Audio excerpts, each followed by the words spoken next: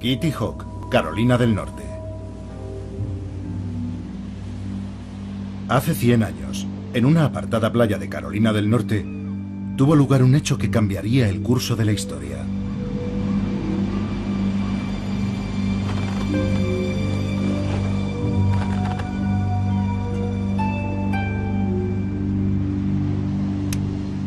No hubo muchos testigos, tan solo unos cuantos pájaros curiosos y algunos pescadores del lugar. Este es el único documento de ese momento histórico, una única y borrosa fotografía. Fue aquí donde un joven fabricante de bicicletas hizo realidad un sueño largamente perseguido: volar. Solo permanecería en el aire 12 segundos, recorriendo 40 metros, pero fue el primer vuelo impulsado del ser humano. Naturalmente, el primer vuelo en el mundo tuvo lugar muchísimo tiempo antes, aproximadamente 300 millones de años antes de que el hombre conquistara el cielo. El primer vuelo. Aquellos 12 segundos en Kitty Hawk presenciaron el amanecer de una nueva era para la humanidad. Pero el vuelo había evolucionado de forma independiente en la naturaleza 4 veces. Insectos, pterosaurios, murciélagos y aves. Una de las grandes historias del éxito de la naturaleza.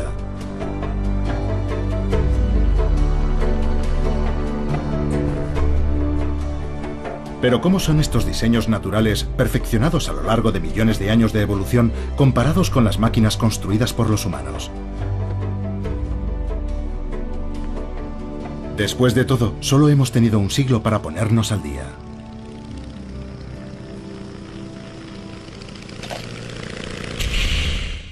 Animados por su éxito, los hermanos Wright volvieron a su hogar en Ohio, decididos a desarrollar y perfeccionar sus máquinas voladoras. Huffman Prairie, Ohio. 2 años después, habían perfeccionado el modelo Wright A, capaz de volar durante casi 1 hora.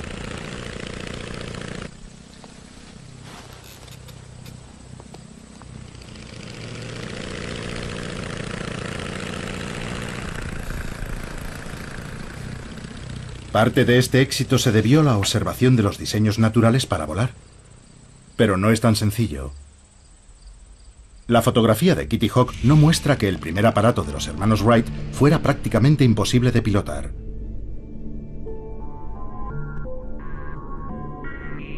Era tan inestable que se necesitaban unos reflejos luminosos para mantenerlo en el aire.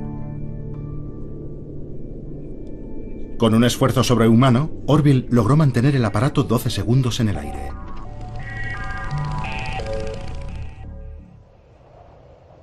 Control y estabilidad. La naturaleza también tuvo que superar los mismos problemas. Las aves tienen que reaccionar a los constantes golpes de viento con millares de diminutas correcciones en su vuelo. Pero tras millones de años, la evolución perfeccionó unos reflejos que nosotros nunca podremos igualar.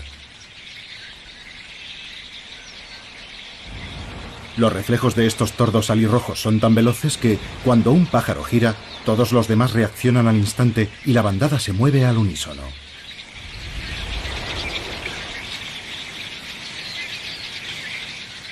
Durante el invierno en Carolina del Norte, los hermanos Wright estaban rodeados por bandadas similares, en algunos casos por decenas de millones de pájaros. Tanta maestría en el vuelo debió parecerle un acto de presunción a Orville y Wilbur. Ellos apenas conseguían volar en línea recta unos segundos.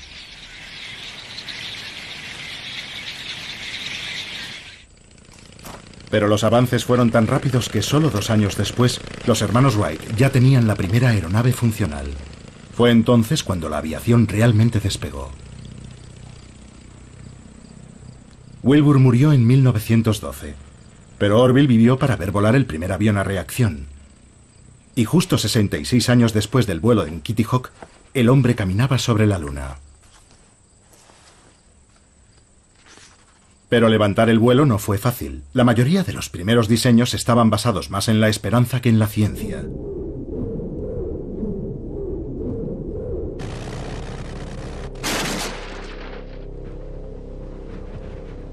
El gran error fue intentar imitar a la naturaleza. Parecía el camino evidente. El batir de alas es perfecto para las aves. Pero por ingeniosas que fueran, estas máquinas nunca volarían.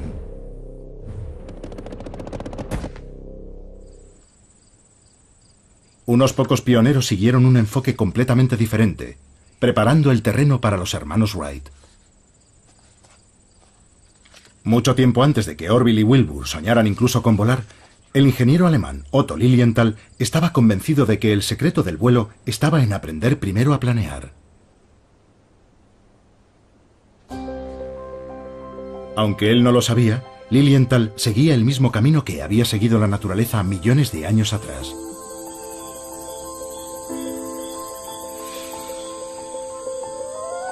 Los animales planeadores recorren largas distancias velozmente sin usar mucha energía. Una buena forma de moverse, sobre todo en las alturas de los bosques tropicales. Funciona incluso para los animales más inverosímiles, como las ranas y los lagartos.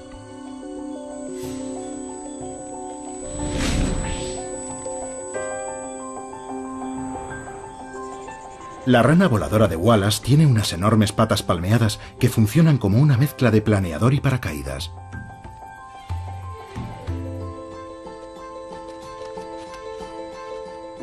Y el gecko volador tiene una sofisticada membrana que recorre los flancos dorsales hasta la cola y que se abre en el aire como las alas de un planeador.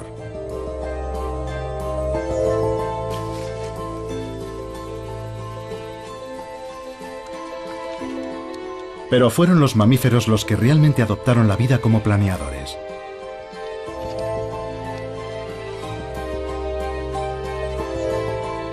En Australia, diferentes tipos de marsupiales, incluido este petauro del azúcar, planean sobre el bosque en mitad de la noche. Como todos los mamíferos planeadores, posee una membrana entre las patas delanteras y traseras.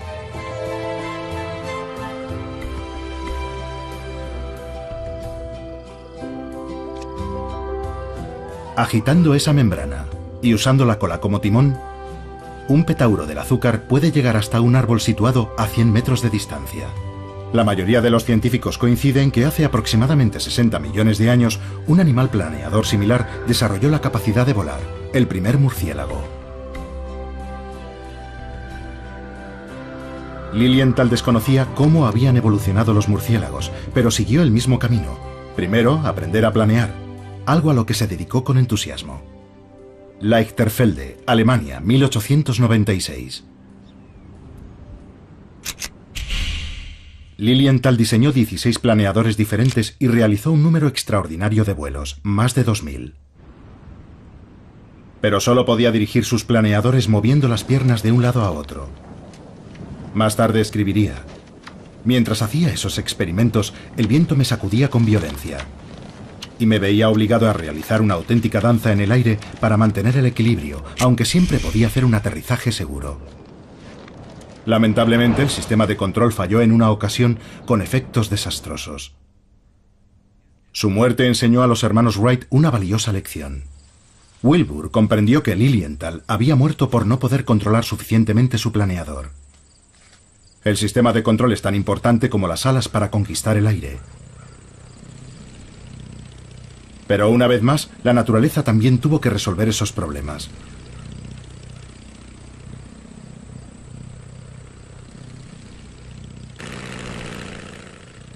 En Ohio, el cielo estaba lleno de maestros del planeo controlado.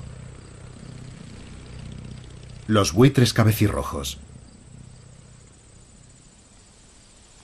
Sus alas son muy largas en relación a su peso. Es como si estuvieran a merced de cada ráfaga de aire. Pero su control es absoluto. Y Wilbur intentó comprender cómo lo hacían. Se me ocurrió la idea de que posiblemente el pájaro ajuste las puntas de las alas de forma que una adopta un ángulo positivo y la otra un ángulo negativo, convirtiéndose así en un molino viviente. Cuando su cuerpo ha girado todo lo que desea, invierte el proceso.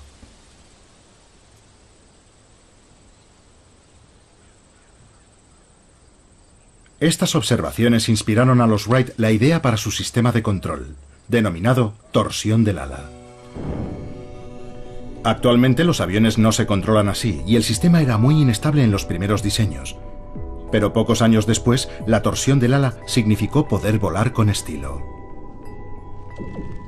Un complejo sistema de cables conectados a la columna central de control tensaba y retorcía las alas, dirigiendo el avión hacia la izquierda y la derecha.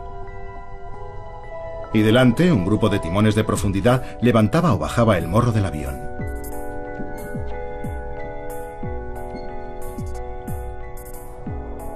El nuevo diseño funcionó tan bien que los hermanos lo enviaron a Francia, donde hicieron su primera exhibición aérea. Le Mans, Francia, 1908.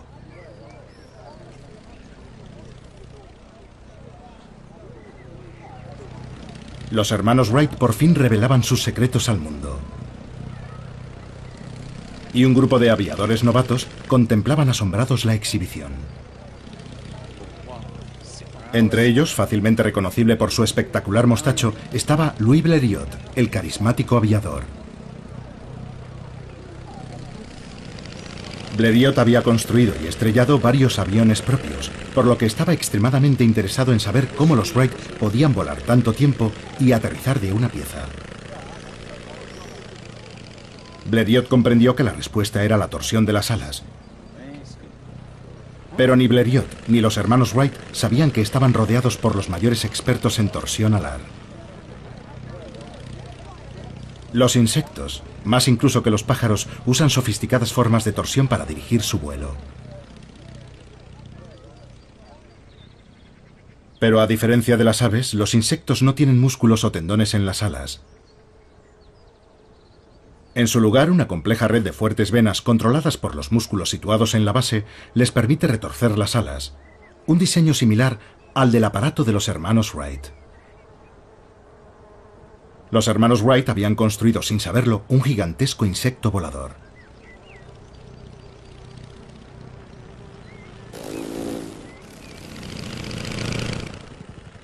Las libélulas poseen las alas más complejas de la naturaleza. Pero libélulas como esta ya volaban 300 millones de años antes que los hermanos Wright. Y eran las reinas del aire. Volando hacia adelante, hacia atrás o en vertical, las libélulas pasan la mayor parte de sus vidas en el aire. Algunas incluso ponen sus huevos volando.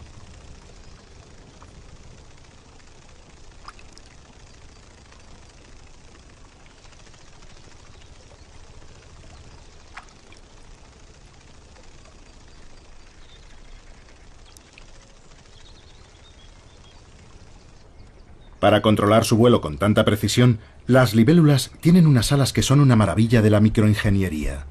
Su complejidad es tal que los científicos aún no entienden del todo cómo funcionan.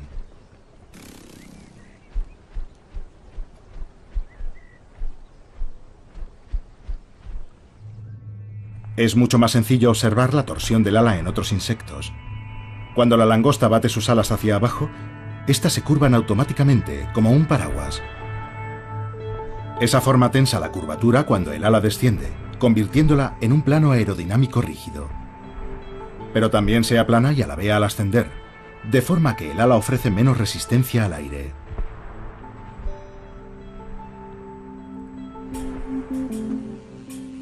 El mundo en miniatura de los insectos voladores está lleno de revelaciones. Hasta hace pocos años, los científicos no tenían ni idea de cómo volaba un insecto.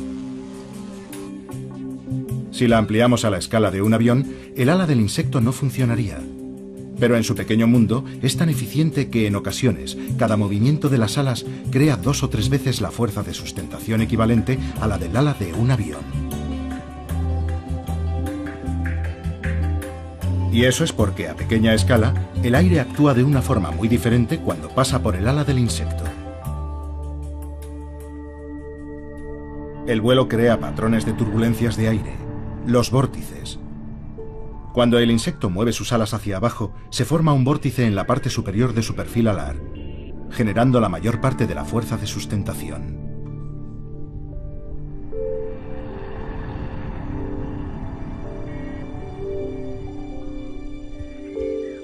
El vuelo permitió a los insectos conquistar el mundo, colonizando nuevos y lejanos territorios. Cada año, mariposas como la vanesa de los cardos, la Colia croceus y la colia amarilla migran al norte de Europa, algunas desde lugares tan distantes como el norte de África. Otras terminarán encontrándose con el mar. Pero para un insecto que puede volar, ni siquiera el Canal de la Mancha es un obstáculo. ¿Puede el vuelo hacer lo mismo por los aviadores humanos? Calais, Francia, 1909.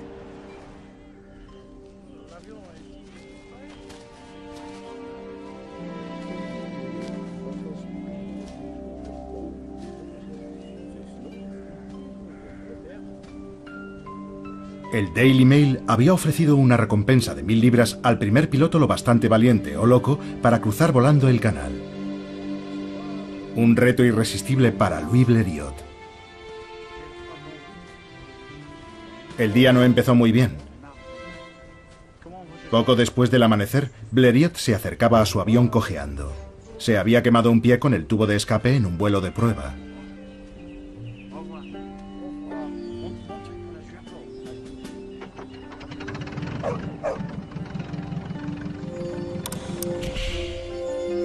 Y el día iba a empeorar. Un perro del lugar, nervioso por tanto ajetreo y ruidos extraños, tuvo un desagradable incidente con la hélice de Blériot.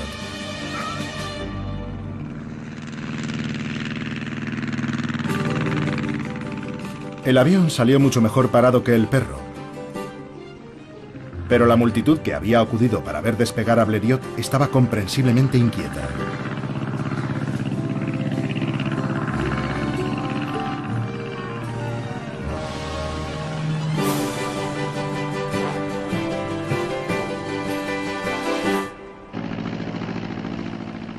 Blériot apuntó su frágil nave hacia Dover. Había calculado que el vuelo duraría algo más de media hora, pero llevaba en el aire más de 50 minutos, por lo que no tenía mucho margen para errar.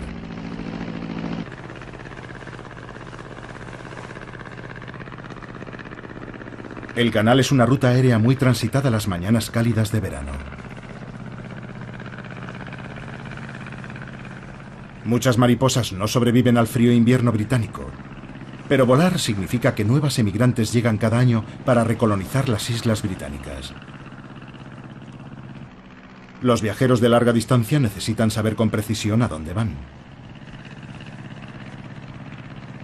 Los insectos usan el sol y el momento del día para trazar su rumbo.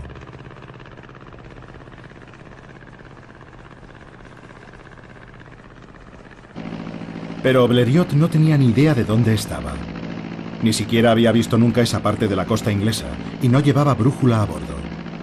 Lo único que tenía era una postal, enviada desde Dover por Charles Fontaine, un periodista francés, marcándole el mejor sitio para cruzar el acantilado. Blériot tenía un plan B o algo parecido. Fontaine le esperaría en el acantilado, agitando una enorme bandera francesa.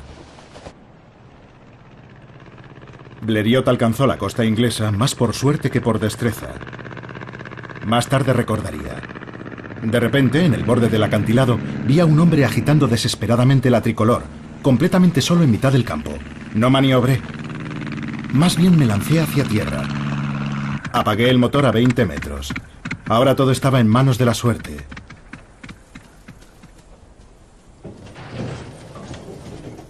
El tren de aterrizaje no aguantó muy bien, pero ¿eso qué importaba? Había cruzado el canal.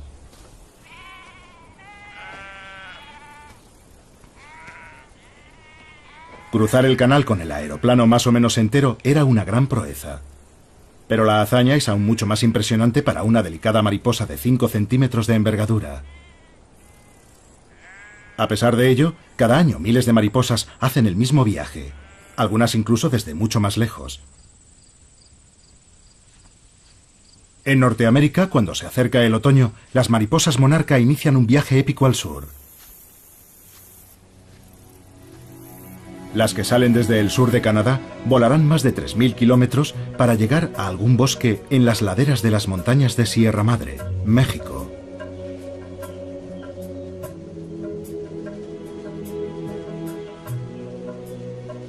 No solo es una hazaña de resistencia de larga distancia. es un auténtico milagro de la navegación, ya que aquí, en este bosque, se reúnen mariposas llegadas desde toda Norteamérica. Un testimonio del poder del vuelo.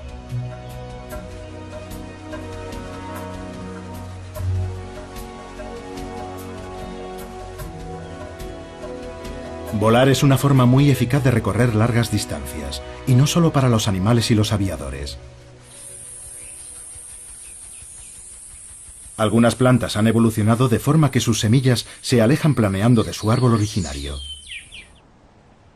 La semilla planeadora perfecta pertenece al llamado, aunque suene inverosímil, pepino volador, Alsomitra macrocarpa, una cucurbitácea trepadora de los bosques tropicales del sudeste asiático.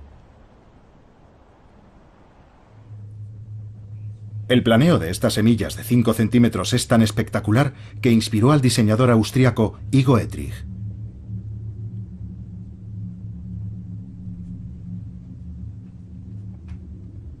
Primero, Etrich construyó una serie de planeadores inspirados en el diseño de la semilla. Después diseñó un avión con la esperanza de mantener al imperio austrohúngaro en la carrera por la conquista del aire. Pero el nombre de su avión, Taube, paloma, recuerda su forma de ave, y no la de la extraña semilla que lo inspiró. Etrich estaba preparado para hacer volar su original diseño justo un año después de que Blériot cruzara el Canal de la Mancha. Wiener Neustadt, Austria, 1910. Etrich demostró la navegabilidad del avión sobrevolando Viena a 300 metros de altura.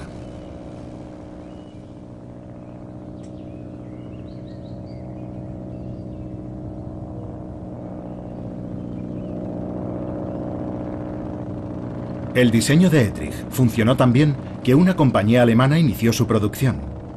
Y en uno de los momentos más irónicos de la aviación, la paloma, el símbolo de la paz, se convirtió en el primer avión utilizado para lanzar bombas. Porque Europa estaba en guerra. Norte de Francia, 1917.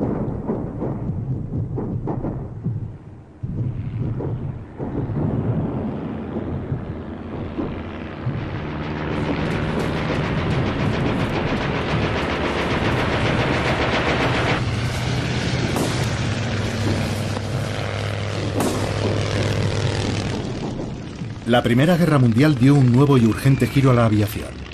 Las naciones beligerantes necesitaban diferentes tipos de aviones para diferentes tareas.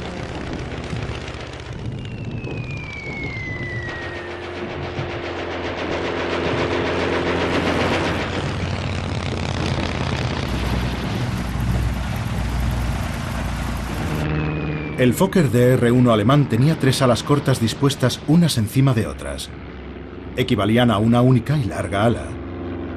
Pero al ser más cortas lo hacían más ágil y maniobrable.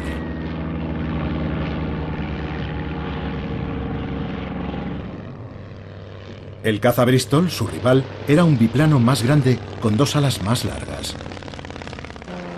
El Bristol no era tan ágil, pero 2 alas producen menos fricción, por lo que era más rápido. Cambiaba maniobrabilidad por velocidad. La naturaleza también tiene que elegir. Los diferentes voladores evolucionaron para diferentes tareas en el aire. La naturaleza también ha desarrollado formas eficaces para matar. El halcón peregrino está diseñado para la velocidad. Sus largas y finas alas reducen la fricción, haciendo del peregrino un ave veloz y letal en el aire.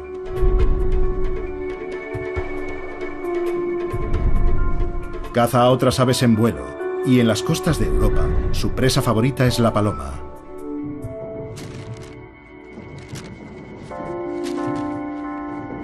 Esa es la razón por la que se disparaba a los halcones peregrinos durante la Primera Guerra Mundial. Tenían la mala costumbre de comerse a los vitales mensajeros.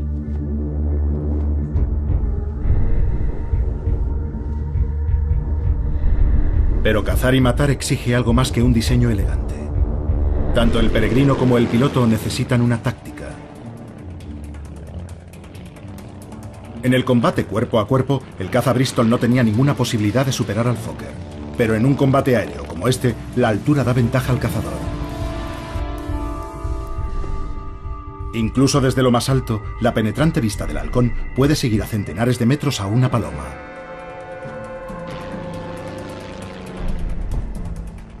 Y tanto el piloto como el halcón intentarán aprovechar el resplandor del sol para deslumbrar a sus presas.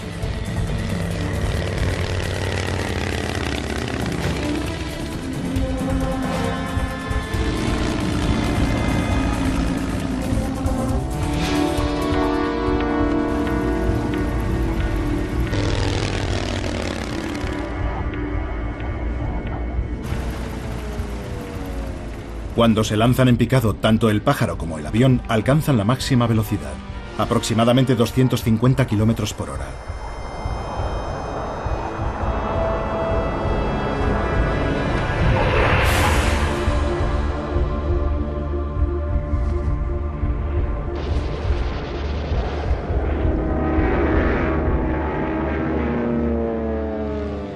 En la naturaleza, los depredadores maniobran a todas las escalas. Estos ojos de alienígena son eficaces y letales detectores de movimiento que escudriñan los arbustos del desierto del oeste americano en busca de cualquier cosa pequeña con alas.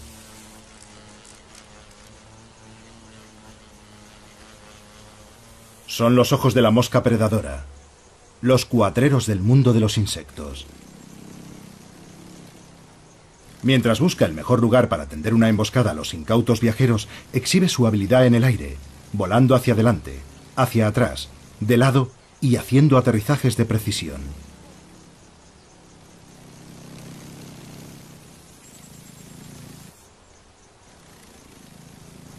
¿Qué convierte a las moscas predadoras en tan hábiles voladoras?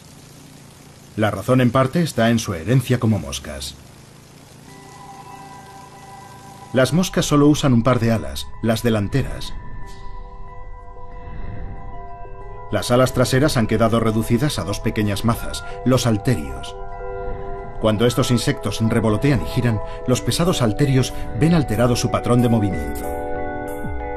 Unos diminutos sensores en la base del tallo detectan los cambios y envían la información al cerebro de la mosca, el equivalente de los giroscopios de los modernos aviones.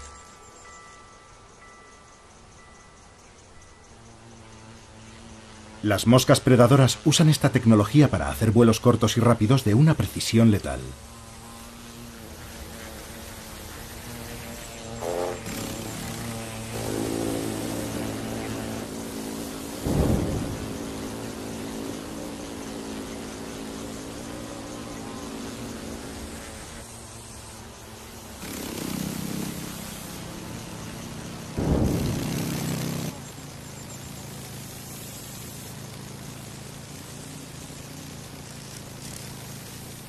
Después, una vez en tierra, dejan a su presa seca succionando con sus mandíbulas en forma de agujas.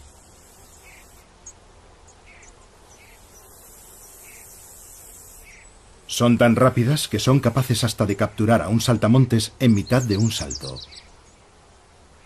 Pero algunos insectos son demasiado grandes y duros, incluso para las moscas ladronas.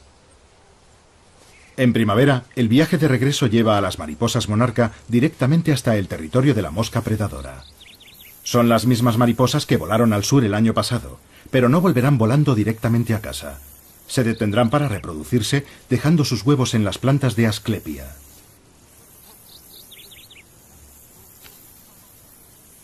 Cuando sus huevos se conviertan en mariposas adultas, éstas proseguirán su viaje al norte, deteniéndose tan solo para reproducirse de nuevo.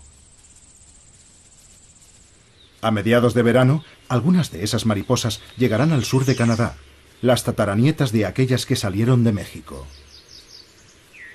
Algunas llegarán tan lejos como Terranova, en la costa noreste. Un viaje espectacular para una criatura tan pequeña. Tan solo 16 años después del primer vuelo, los aviadores estaban preparados para su primer vuelo de larga distancia. San Juan de Terranova, Canadá, 1919.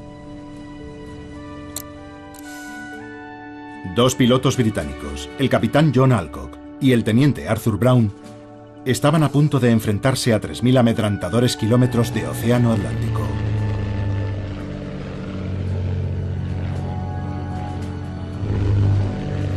Tuvieron problemas casi desde el despegue. Una montaña de nubes se extendía delante de ellos, amenazando con ocultar el horizonte y el sol. No había vuelta atrás. Tenían que seguir adelante, directos hacia la amenazante tormenta atlántica que zarandeaba el Vickers Vimy, un avión grande y pesado. Y sin rastro del sol, no tenían ni idea de a dónde iban, ni en qué dirección avanzaban.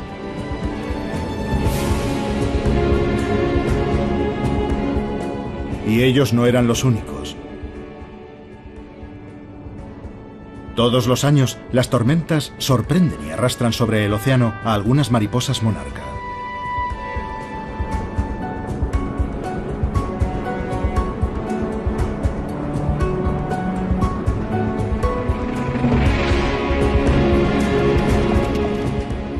Perdidos en la tormenta, Alcock y Brown buscan desesperadamente un rayo de sol. Pero está anocheciendo.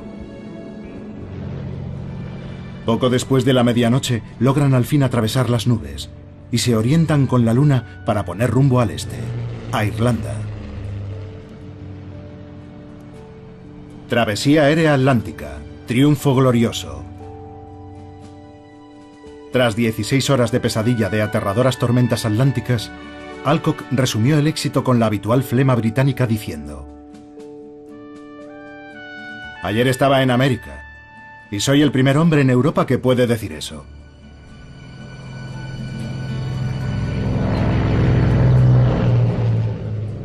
Su maltrecho avión se dirigió a lo que parecía un prado llano.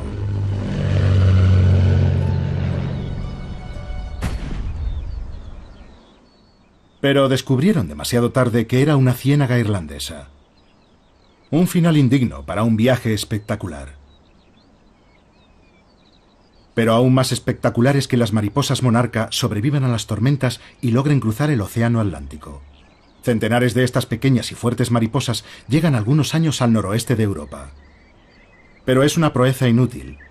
Sin asclepias, las mariposas monarca no tienen dónde depositar sus huevos.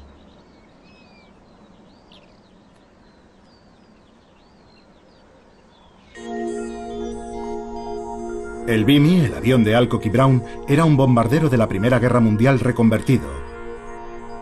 Un avión grande para su época. Pero en 1921 un diseñador había soñado con algo mucho más grande. Un conde italiano, Gianni Caproni, construyó el primer jumbo del mundo. Un monstruo de 9 alas con una envergadura de 30 metros. Un hidroavión diseñado para cruzar el Atlántico Norte con más comodidad que el bombardero reconvertido de Alcock y Brown. Lago Mayor, Italia, 1921. El torpe Caproni CA-60 tan solo llegó a realizar vuelos de prueba. Incluso alzó el vuelo, brevemente. Pero esa fue la primera y la última vez que voló. Se había adelantado demasiado a su tiempo. Pero el tamaño no es un verdadero problema para los aviones. Actualmente hay aviones mucho más grandes volando en los cielos. El tamaño es más complejo para la naturaleza.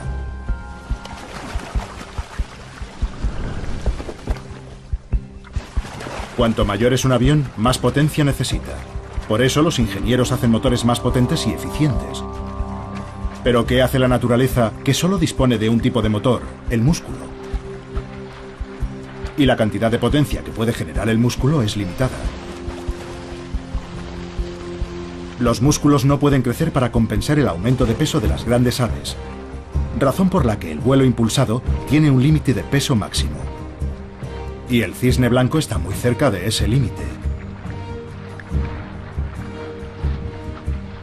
El despegue es lo que requiere más fuerza. Por eso el cisne tiene tantas dificultades para alzar el vuelo. Pero en cuanto alcanza la velocidad suficiente, la fuerza de empuje hacia adelante presiona el aire sobre las alas, generando la fuerza suficiente para mantenerlo en el aire. Una vez en el aire, los cisnes pueden hacer viajes asombrosos. Los cisnes cantores son los viajeros de largas distancias más pesados. Todas las primaveras dejan las islas británicas para viajar 1000 kilómetros sin paradas hasta Islandia.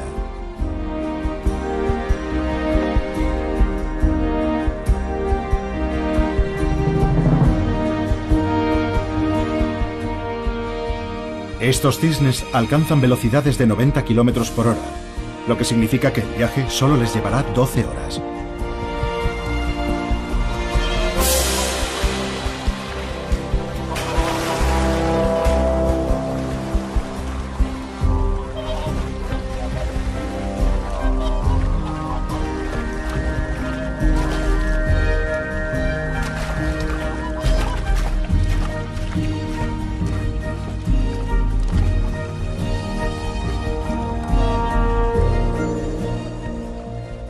El tamaño determina lo que un animal puede hacer en el aire. En el otro extremo de la escala, los pájaros más pequeños tienen potencia de sobra. Pueden hacer cosas que un cisne nunca soñaría, por ejemplo, el vuelo estático. El vuelo estático es costoso, exige mucha energía. Solo los pájaros tan pequeños como los colibríes pueden detenerse en el aire sin restricción de tiempo.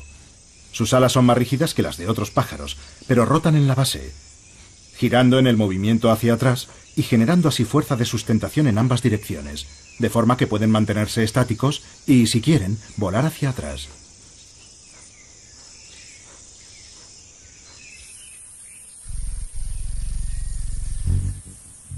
Los colibríes controlan el vuelo de tal manera que incluso construyen sus nidos en el aire, envolviéndolos con tela de araña sin romper el hilo.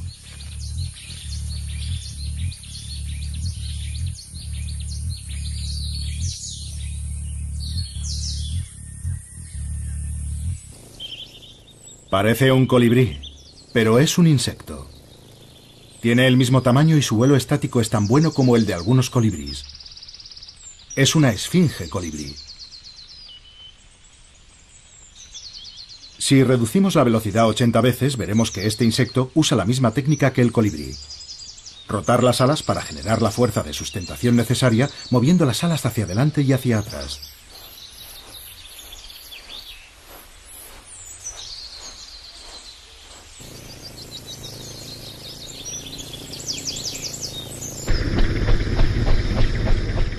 Las alas del helicóptero son las aspas del rotor. Su movimiento constante le proporciona una fuerza de sustentación constante, incluso cuando el helicóptero no avanza.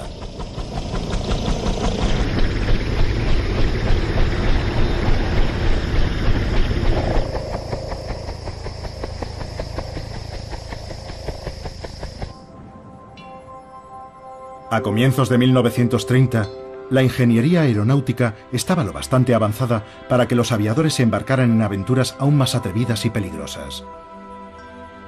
Norte de la India, 1933.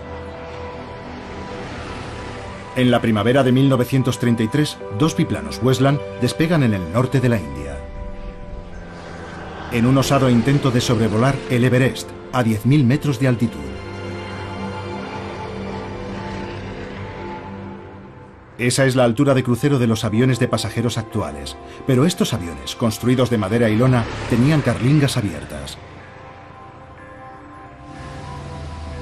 Los pilotos, Lord Clydesdale y el teniente de la Fuerza Aérea McIntyre, y los fotógrafos, el coronel Blacker y S.R. Bonnet, solo estaban protegidos por trajes térmicos y oxígeno puro para el momento del ascenso final.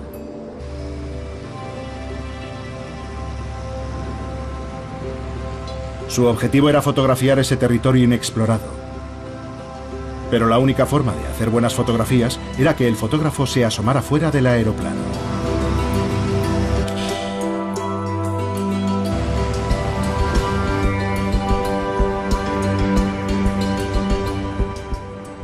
Aún así, en el gélido aire sobre las montañas más altas del mundo hay aves. El ánsar indio pasa el invierno en el norte de la India y anida en la meseta tibetana. Y el único camino entre esos dos mundos es sobrevolar el Himalaya.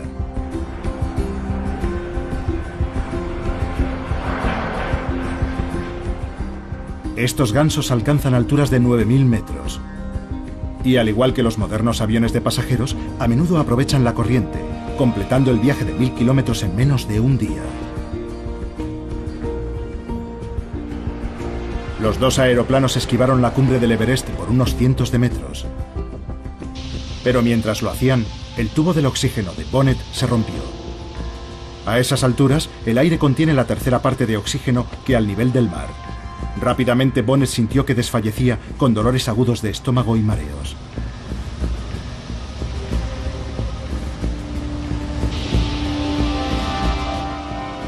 Afortunadamente se dio cuenta del problema a tiempo, encontró la fuga y la reparó con un trapo viejo. Pero ¿cómo puede ser que mientras el hombre apenas puede sobrevivir a esta altura sin ayuda, estos gansos vuelen sin ningún esfuerzo a través del tenue aire? Todas las aves tienen una serie de sacos aéreos conectados a los pulmones, de forma que tanto al inspirar como al expirar, el aire es impulsado a través de los pulmones en una sola dirección. Es un sistema mucho más eficiente que nuestra respiración. Los gansos pueden conseguir fácilmente el oxígeno necesario para impulsar su vuelo, incluso a una altura récord como esta.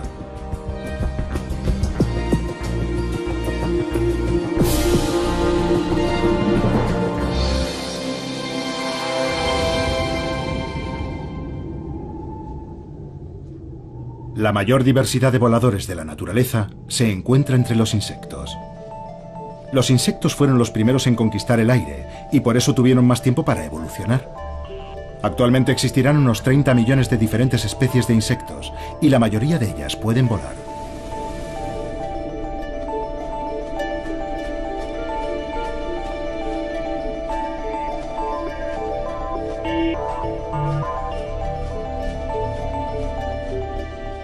Hasta hace 60 millones de años, cuando aparecieron los murciélagos, los insectos tenían los cielos nocturnos para ellos solos.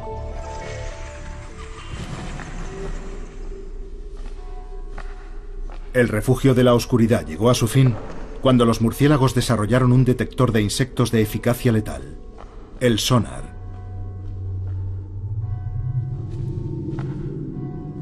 Y una vez más, la aviación imita a la naturaleza. Sur de Inglaterra, 1940. Solo 20 años después del final de la Primera Guerra Mundial, Europa vuelve a estar en guerra. Pero esta vez, una nueva invención va a cambiar la guerra aérea: el radar. En 1940, cuando comenzó la batalla de Inglaterra, una red de estaciones de radar se extendió por todo el sur de Inglaterra. Su misión era detectar a los aviones alemanes que cruzaran el canal y transmitir sus posiciones a los escuadrones británicos de cazas. Los primeros radares diseñados eran grandes, burdos y no muy potentes. Pero en los cielos estrellados de los bosques de esa Europa destrozada por la guerra, un sistema de detección mucho más sofisticado llevaba funcionando millones de años. Los murciélagos, por supuesto, usan sonidos, no ondas de radio. Los murciélagos orejudos dorados son voladores lentos pero ágiles que cazan insectos posados en el follaje. Para ello usan silenciosos chillidos de baja frecuencia que no alertan a sus presas. Los insectos solo tienen que moverse 1 milímetro o menos para que el sonar del murciélago los detecte.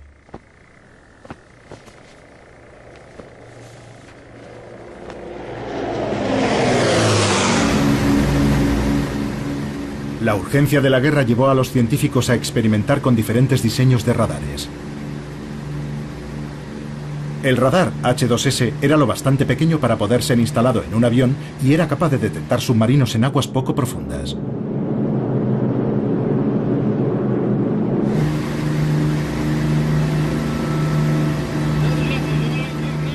El radar H2S ayudó a hundir más de 250 submarinos solo en la batalla del Atlántico.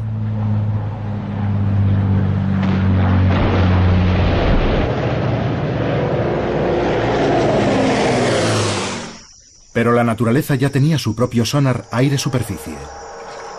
En las selvas de Centroamérica, el murciélago pescador localiza a sus presas mediante las ondas en la superficie de las charcas.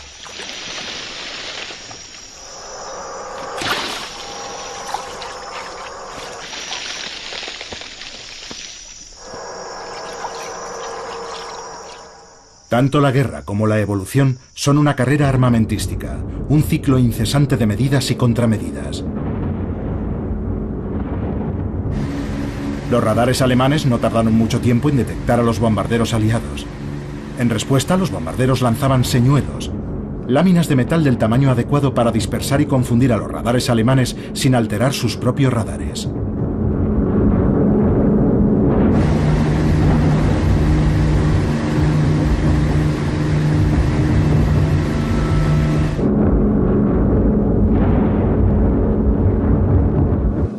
Esta carrera armamentística no es algo nuevo para la naturaleza. Los insectos no se quedaron sentados esperando a ser devorados por los murciélagos. Algunos evolucionaron sus propias contramedidas. La mariposa tigre escarlata posee un veneno que hace que su sabor sea horrible. Durante el día, sus brillantes colores disuaden a los depredadores, pero los colores no sirven en la oscuridad, ni ante el sonar del murciélago. Por eso, en cuanto oye el chillido ultrasónico del murciélago, la mariposa tigre responde con otro chillido, advirtiendo al murciélago de su pésimo sabor. Incluso interfiere con el sonar del murciélago.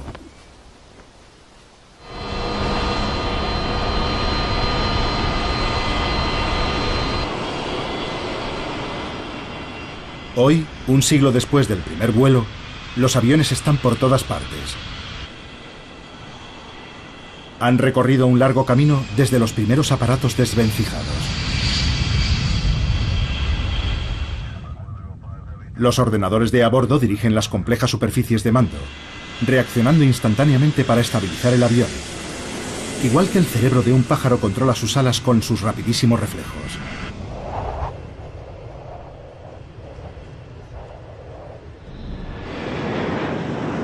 ¿Ha llegado por fin la aviación a la altura de la naturaleza? Aún no. Incluso una paloma común posee un diseño de alas con el que los ingenieros solo pueden soñar. Sus alas cambian de forma a medida que las plumas se superponen entre sí, abriéndose para alzar el vuelo y plegándose para el vuelo rápido.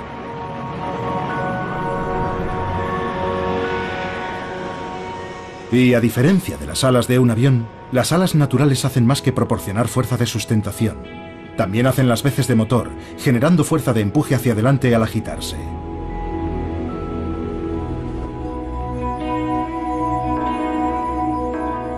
Los voladores naturales son mucho más sofisticados que cualquier cosa que haya diseñado el hombre. Pero el vuelo humano ha superado a la naturaleza en algunos aspectos. Podemos llegar más alto, más rápido y más lejos. Tan solo 6 décadas después de que los hermanos Wright sobrevolaran un campo de Ohio en su frágil aeroplano, despegaron los primeros pasajeros supersónicos. Y luego, pocos meses después, el hombre viajaba a la Luna.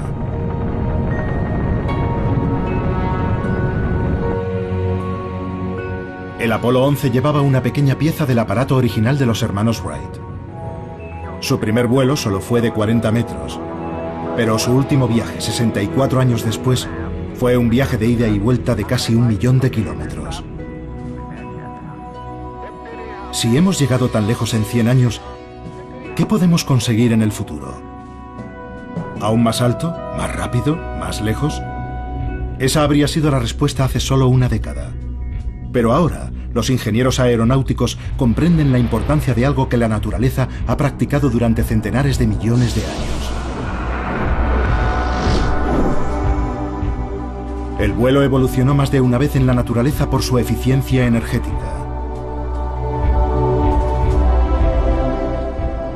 Y eso es algo que no puede decirse de aviones como el Concorde. Un siglo después del tambaleante vuelo de los hermanos Wright en la playa de Kitty Hawk, el Concorde se retiraba. Ahora los ingenieros trabajan para hacer aviones con una mayor eficiencia energética. Y en eso aún no han podido superar a la naturaleza. Usando la energía de los vientos del océano Antártico, el albatros da la vuelta al mundo sin apenas mover las alas. La máxima expresión de un diseño volador eficiente. El Concorde era grandioso y elegante, pero no podía compararse con el resultado de millones de años de evolución. Los primeros voladores originales de la naturaleza.